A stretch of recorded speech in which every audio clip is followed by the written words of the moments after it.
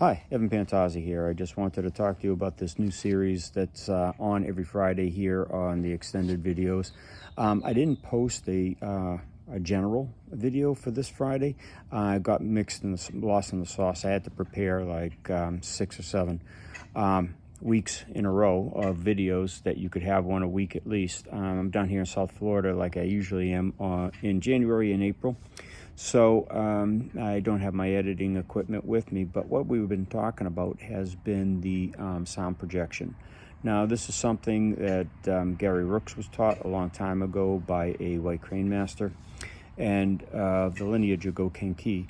So we've been working with it for many, many years, decades as a matter of fact. And I don't usually publicly go out with this and teach it, but it's been covered a long time ago. It was covered 20, 30 years ago by Gary, and we've been using it ever since, but we don't usually discuss it. So this series was just a series of 7 or 8 techniques that you could use a sound application, and what it is, we're halfway through right now, and we've covered a sound that makes the body, the autonomic nervous system, expand the body, or make the muscles and the connective tissues,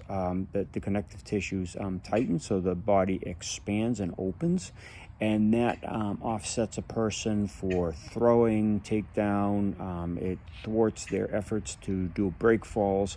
There's many different things because as the body is working in a certain manner, it can't do other things that it does usually to protect itself. And now this is all autonomic system because the sound projection does affect that. It's not the somatic system that you can control. It's the autonomic system, like your breathing, your heart rate, your digestion, things that you don't have control over. Now, the breathing, of course, has both functions, but for the most part, you don't think about breathing during the day.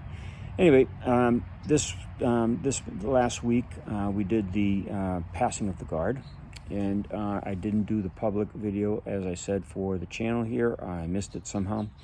And next week, we start the condensing sound. Now, the first one was the expansion. This one is the condensing. And it has a lot of effect on, again, judo, jiu-jitsu, wrestling, different types of things, not so much the striking. It's more the grappling arts that this particular sound and the one we just finished off with affect. So it's for a grappler's situation, and it makes grappling so much easier and so much more painful and powerful. So you got to be careful with this stuff.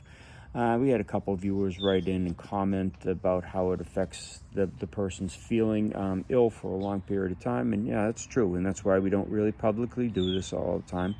Just wanted to give you a smattering, and we've been working with it because I'm going to bring it into my teachings a little bit more prominently with our instructors, just so they maintain their edge on all the other Q-Show practitioners in the world.